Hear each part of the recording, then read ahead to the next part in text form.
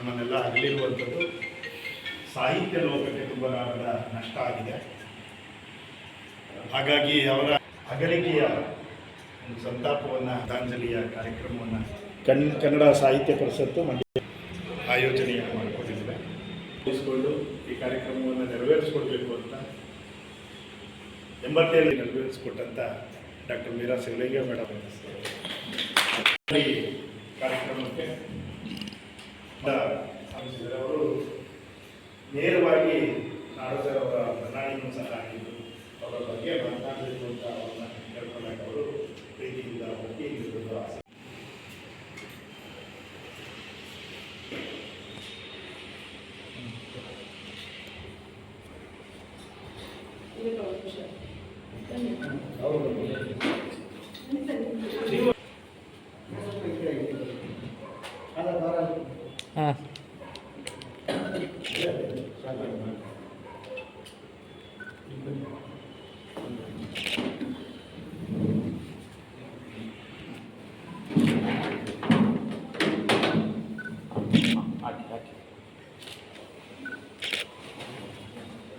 ಹಾಗೆ ನಿಂತ್ಕೊಂಡು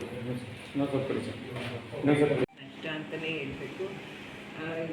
ಅವ್ರು ಹೇಳ್ದಾಗೆ ಅವರು ನಮ್ಮ ಮಡಿಕೇರಿನಲ್ಲಿ ಅವರು ಸಮ್ಮೇಳನದಲ್ಲಿ 80ನೇ ಸಮ್ಮೇಳನದಲ್ಲಿ ಸರ್ವಾಧ್ಯಕ್ಷರಾಗಿದ್ದಾಗ ನಾನು ಜಿಲ್ಲಾಧ್ಯಕ್ಷೆಯಾಗಿ ಅಲ್ಲಿಗೆ ಹೋಗಿದ್ದೆ.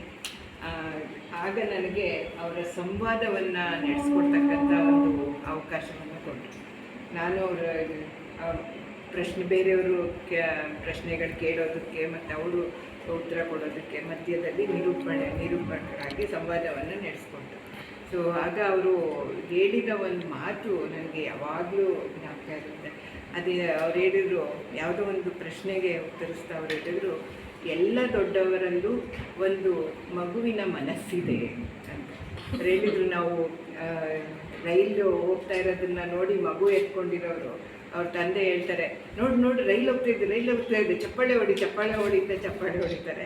ಆದರೆ ಅದು ಮಗುಗಿಂತ ಹೆಚ್ಚಾಗಿ ತಂದೆಗೆ ಸಂತೋಷ ಆಗಿರುತ್ತೆ ರೈಲನ್ನು ನೋಡಿ, ಆ ವಿಸ್ಮಯ ನೋಡಿ ಅಂತ ಹೇಳಿದರು. ಸೊ ಆ ರೀತಿ ಅವರು ಮಕ್ಕಳ ಸಾಹಿತ್ಯದಲ್ಲಿ ಬಹಳ ಒಂದು ದೊಡ್ಡ ಸಾಧನೆಯನ್ನೇ ಮಾಡಿದ್ದಾರೆ. ಅವ್ರು ಹೇಳಿದಾಗೆ ಮಕ್ಕಳ ಸಾಹಿತ್ಯದಲ್ಲಿ ಸುಮಾರು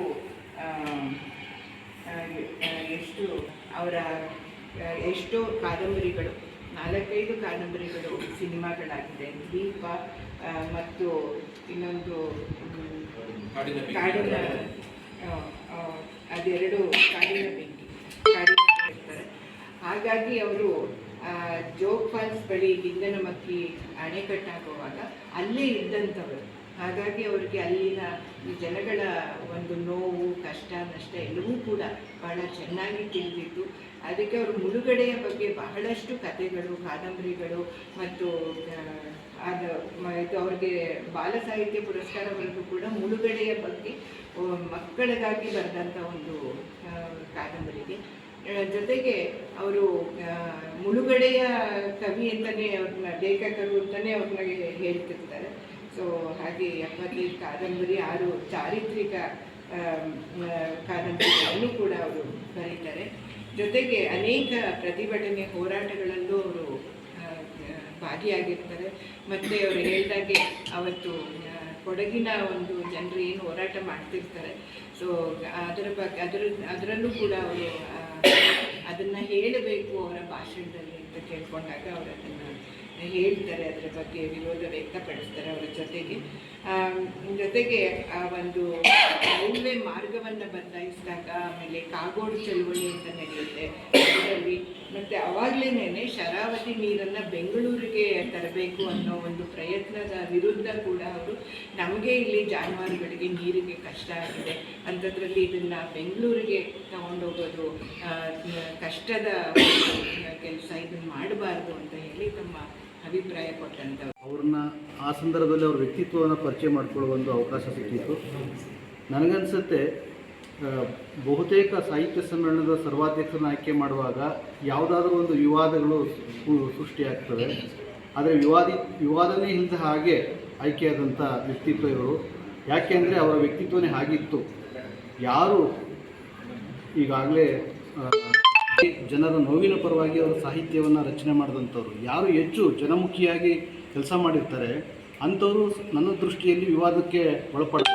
ಈಗ ಕಳೆದ ಬಾರಿ ಈ ಬಾರಿ ಆಯ್ಕೆಯಾದಂಥ ನಮ್ಮ ಕೋಚ್ ಚನ್ನಬಸಪ್ಪ ಸರು ಕೂಡ ಅವ್ರು ಮಾಡಿರೋ ಸಾಧನೆಗಳನ್ನು ನಾನು ಒಂದ್ಸರಿ ಅವರು ಓದ್ತಾ ಇದ್ದಾಗ ನನಗೆ ಒಂದು ಕ್ಷಣಕ್ಕೆ ಉಸಿರು ನಿಂತಂಗಾಯಿತು. ಅಷ್ಟು ದೊಡ್ಡ ಸಾಧನೆಯನ್ನು ಮಾಡಿದರು. ಹಾಗಾಗಿ ಈ ಹೆಮ್ಮೆ ಪಟ್ಟರು. ಹಾಗೆ ಆ ಕಾಲದಲ್ಲಿ ನಾ ಡಿಸೋಜ ಅವರು ಆಯ್ಕೆಯಾದಾಗ ನಾನು ತಿಳಿದ ಮಟ್ಟಿಗೆ ಯಾವ ವಿವಾದವೂ ಇರಲಿಲ್ಲ. ಸೊ ವಿವಾದಾತೀತವಾಗಿ ಅವ್ರು ಆಯ್ಕೆಯಾದರು. ಬಟ್ ಆದರೆ ಅವ್ರಿಗೆ ಒಂದು ಸಮಸ್ಯೆ ಆಯಿತು. ಆ ಒಂದು 3 ದಿವಸ ಸಮ್ಮೇಳನದಲ್ಲಿ ಕೊಡಗಿನ ಜನರ ಒಂದು ವಿರೋಧವನ್ನು ಅವ್ರು ಎದುರಿಸಬೇಕಾಯಿತು. ಅದು ವೈಯಕ್ತಿಕವಾಗಲ್ಲ. ಆಗ ಕಸ್ತೂರಿ ರಂಗನ್ ವರದಿ ವಿಚಾರವಾಗಿ ಕೊಡಗಿನಲ್ಲಿ ಒಂದು ವಿದ್ಯುತ್ ಮಾರ್ಗವನ್ನು ತಗೊಂಡೋಗುವ ಸಂದರ್ಭದಲ್ಲಿ ಕಾಡುಗಳನ್ನು ಕಡಿತಾ ಇದ್ದಾರೆ ಅಂತ ಹೇಳ್ಬಿಟ್ಟು ಅವಾಗ ಎಲ್ಲ ಇಡೀ ಕೊಡಗಿನವರು ಒಂದಷ್ಟು ಜನ ವಿರೋಧ ವ್ಯಕ್ತಪಡಿಸಿದ್ರು. ಆ ಒಂದು ಬಿಸಿಯನ್ನು ಸಮ್ಮೇಳನದಲ್ಲಿ ನಾ ಡಿಸೋಜ ಅವರು ಎದುರಿಸಬೇಕಾಯಿತು. ಅದು ಬಿಟ್ಟರೆ ಅವರು ಅವತ್ತು ಭಾಳ ಚೆನ್ನಾಗಿ ಸಮ್ಮೇಳನ ನಡೆಸ್ಕೊಟ್ರು. 87ನೇ ಕನ್ನಡ ಸಾಹಿತ್ಯ ಸಮ್ಮೇಳನ ಭಾಳ ಯಶಸ್ವಿಯಾಗಿ ನಡೆಸ್ಕೊಟ್ಟಂಥ ಸಂಚಾಲಕಿಯಾಗಿ ನಡೆಸ್ಕೊಟ್ಟಂಥ ಮಾಜಿ ಅಧ್ಯಕ್ಷರು ಆಗಿದ್ದಂಥ ಶ್ರೀಮತಿ ಮೀರಾ ಶೇಖ್ ಅವರೇ, ಮಧ್ಯಾಹ್ನ ಸರ್, ನಾ ಡಿಸೋಜ ಅವರು ನಿನ್ನೆ ಅವರು ಅನಾರೋಗ್ಯ ನಿಮಿತ್ತ ಮರಣ ಹೊಂದಿದ್ದಾರೆ.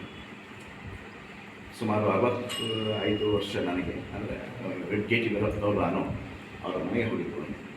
ಅವರು ಕೂಡ ಅವರಿಗೆ ಹುಷಾರಿಲ್ಲ. ಆ ಸಮಯದಲ್ಲೂ ಕೂಡ ಅವರು ಅನೇಕ ಸಾಹಿತ್ಯದ ಬಲವನ್ನು ತೋರಿಸ್ತಾಯಿದ್ರು. ಅವರು ಬರೆದಂಥ ರೀತಿಯನ್ನು, ಅವರು ಪಟ್ಟ ಕಷ್ಟವನ್ನು ಎಲ್ಲವನ್ನು ಕೂಡ ನನಗೆ ತಿಳಿಯಾಗಿ ಹೇಳ್ತಾಯಿದ್ರು. ಅವರು ಮೊಟ್ಟ ಮೊದಲು ಶರಾವತಿ ಅಣೆಕಟ್ಟು ಕಟ್ಟಂಥ ಸಂದರ್ಭದಲ್ಲಿ ಆ ನೀರನ್ನೇ ಪ್ರವಾಸ ಮಾಡ್ತಕ್ಕಂಥ ಸಂದರ್ಭದಲ್ಲಿ ಮೋಹನ್ ಅಂತ ಹಿರಿಯ ಪತ್ರಕರ್ತರ ಜೊತೆ ಒಂದು ಸಂಭಾಷಣೆ ಮಾಡ್ಕೊಂಡು ಹೋಗ್ತಾರೆ. ಆಗ ನಾ ಡಿಸೋಜ ಅವರು ಈ ಒಂದು ಅಣೆಕಟ್ಟು ಕಟ್ಟಬೇಕಾದ್ರೆ, ಈ ನೀರು ನಿಂತ್ಕೊಳ್ಬೇಕಾದ್ರೆ ಎಷ್ಟೊಂದು ಗ್ರಾಮಗಳು ಉಳುವುದು, ನೂರಾರು ದನಗಳು, ಜಾನುವಾರುಗಳು, ಜನರು ಎಲ್ಲ ಕೂಡ ಎರಡು ಮುಗಿಬಿಟ್ರು. ಈ ನೀರಿನ ಮೇಲೆ ನಾನು ಏರ್ತಾ ಇದ್ದೇನೆ, ಆದರೆ ನೀರಿನ ಒಳಗೆ ಆದಂಥ ಸಂಕಟ, ನೋವು ಅದು ನನಗೆ ಇನ್ನೂ ಕೂಡ ಇವತ್ತು ಮರುಕಳಿಸ್ತಾ ಇದೆ. ಆ ದೃಷ್ಟಿಯಲ್ಲಿ ನಾನು ದ್ವೀಪ ಇರ್ತಕ್ಕಂಥ ಮೊಟ್ಟ ಮೊದಲೇ ಕಾದಂಬರಿಯನ್ನು ಬರೀತಾರೆ. ಅದನ್ನು ಇವತ್ತು ಕೂಡ ಮೊನ್ನೆ ಕೂಡ ಅವರಿಗೆ ನೆನಪು ಶರಾವತಿ. ಆ ಅಣೆಕಟ್ಟು ಕಟ್ಟಂಥ ಸಂದರ್ಭದಲ್ಲಿ ಆ ನೋವನ್ನು ಅನುಭವಿಸಿದ್ದನ್ನು ಅವರು ತಮ್ಮ ಜೀವನದಲ್ಲಿ ಕಾದಂಬರಿಗಳ ಮೂಲಕ, ಕಥೆಗಳ ಮೂಲಕ ಮಕ್ಕಳಿಗೆ ತಿಳಿಯಾದ ಕಥೆಗಳು ಕೂಡ ಹೇಳಿ ಅವರು ಈ ಕಥೆಯನ್ನು ಆರಂಭಿಸ್ತಾರೆ. ಹೀಗೆ ಅವರ ಜೀವನ ಪ್ರಾರಂಭ ಹಂತದಲ್ಲಿ ಅವರು 4ನೇ ತರಗತಿಯಲ್ಲಿ ಇದ್ದಂಥ ಸಮಯದಲ್ಲೇ ಮಾಸ್ತಿ ವೆಂಕಟೇಶಯ್ಯ, ಶಿವರಾಮ ಕಾರಂತರು ಇಂಥ ಇವರ ಕಥೆಗಳನ್ನು ಓದಿದ್ದಂತು, ಸಂಪೂರ್ಣ ಕಥೆಗಳನ್ನು ಓದಿದ್ದು. SLC ಮಾಡಿದ ಸಂದರ್ಭದಲ್ಲಿ ಅವರಿಗೆ ಟೈಪಿಸ್ಟಾಗಿ ಕೆಲಸ ಸಿಗ್ತಾರೆ ಸಾಗರದಲ್ಲಿ. ಆ ಸಾಗರಕ್ಕೆ ಕೆಲಸದಲ್ಲಿ ಹೋದರೂ ಕೂಡ ಅವರಿಗೆ ಈ ಕಥೆ, ಕಾದಂಬರಿ ಇವುಗಳನ್ನೇ ಸಾಹಿತ್ಯದ ನೆನಪೇ ಬರ್ತದೆ. ಹೀಗಾಗಿ ಆ ದೃಷ್ಟಿನ ಇಟ್ಕೊಂಡವರು SLC ಪಾಸಾಗಿ ಹೋಗಿ ಅವ್ರ ಟೈಪಿಸ್ಟ್ ಕೆಲಸ ಆದರೂ ಕೂಡ ಆ ಹೆಚ್ಚಿನ ಆ ಕೆಲಸದ ನಿಗಾ ತೋರಿಸದೆ ಈ ಸಾಹಿತ್ಯವನ್ನು ಬರ್ತಾರೆ.